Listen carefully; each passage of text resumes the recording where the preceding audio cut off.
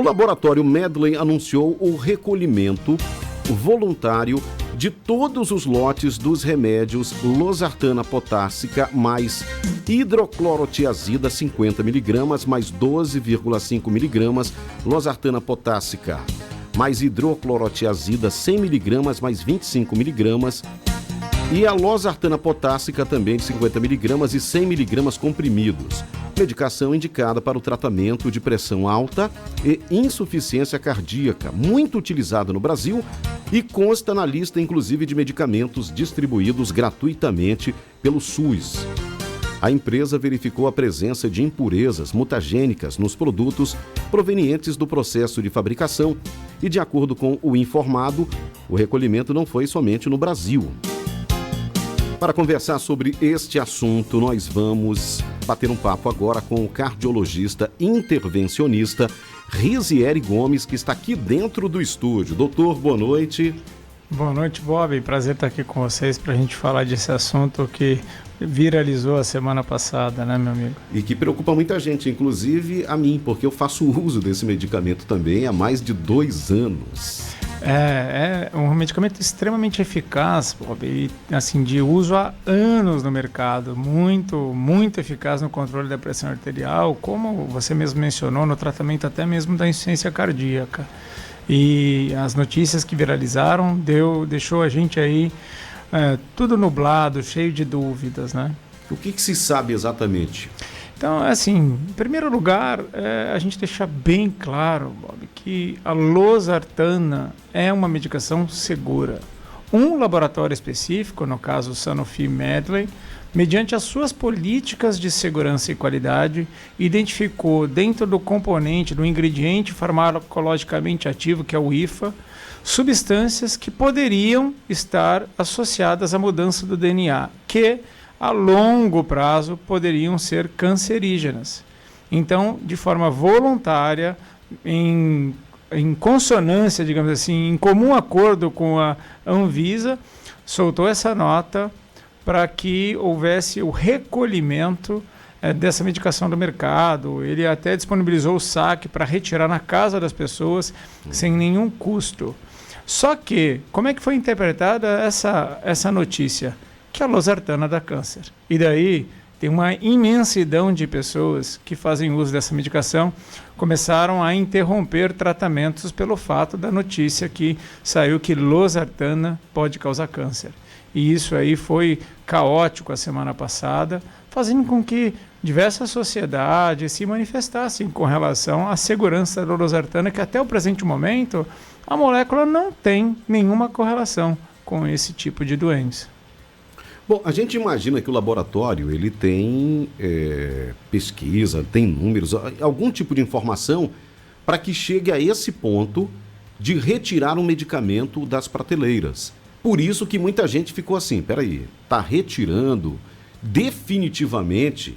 São todos os lotes? O que se sabe em relação a isso, doutor? O que se sabe é que são lotes atuais específicos. Esses laboratórios, eles têm políticas de qualidade e verificação contínua, faz parte de processo, como uma indústria de alimentos, como qualquer outra indústria que trabalhe com a parte bioquímica ou química mesmo, né? Engenharia de alimentos, por exemplo, que até um próprio restaurante acaba coletando várias amostras do que ele produz diariamente, até porque, eventualmente, se tiver algum evento, ele tem como mapear. No laboratório não é diferente.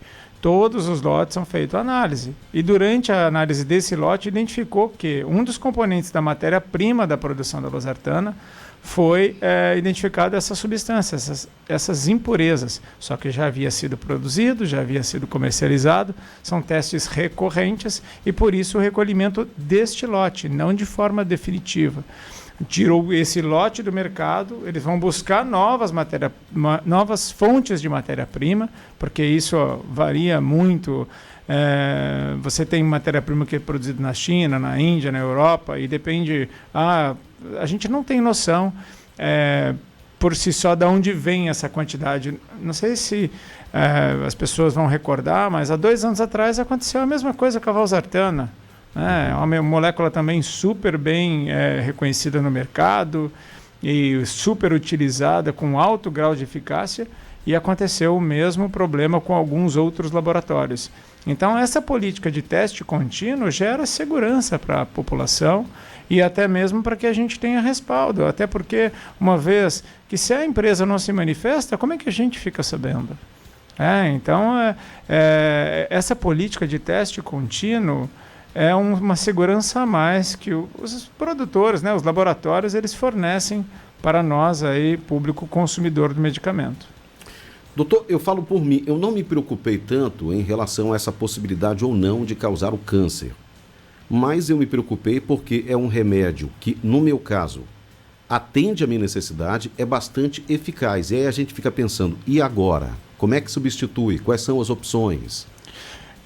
E assim, o que é legal é, se a gente for ver a nota oficial do laboratório, porque assim, eu costumo dizer assim, existe muita informação em saúde, mas existe muita desinformação em saúde.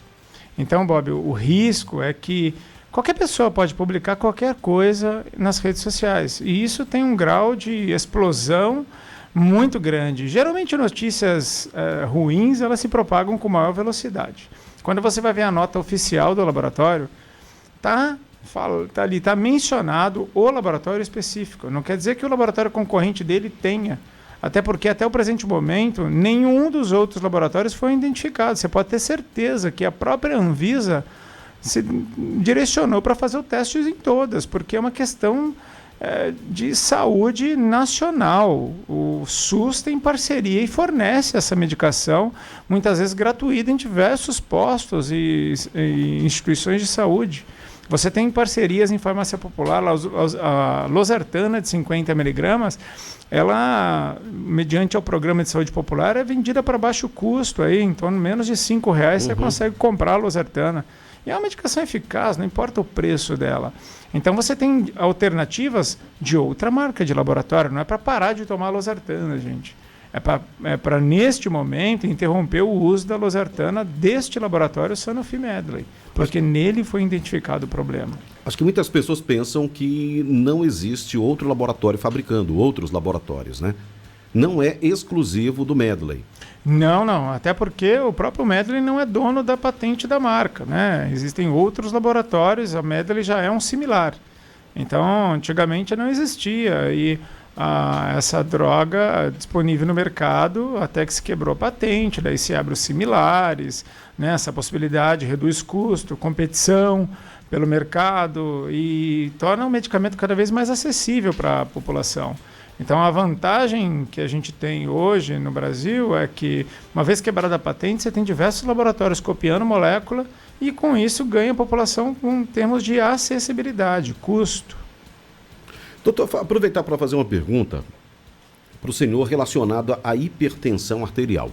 No meu caso, essa hipertensão, ela se dá devido ao meu sobrepeso, porque eu já emagreci e constatei que eu nem precisava mais usar a medicação para controlar a hipertensão arterial. Então, é uma questão mesmo de você...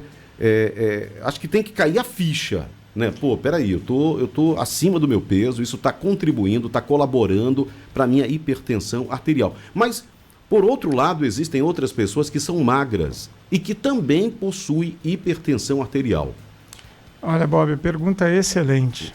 A hipertensão é uma doença que você não consegue apontar o dedo para o fator causal, porque ela é multifatorial, tem inúmeras causas. A gente pode falar de fatores que você consegue mudar e que você não consegue mudar. Os que você não consegue mudar: idade, genética, algumas raças têm maior probabilidade, sexo masculino tem maior probabilidade, isso você não consegue modificar.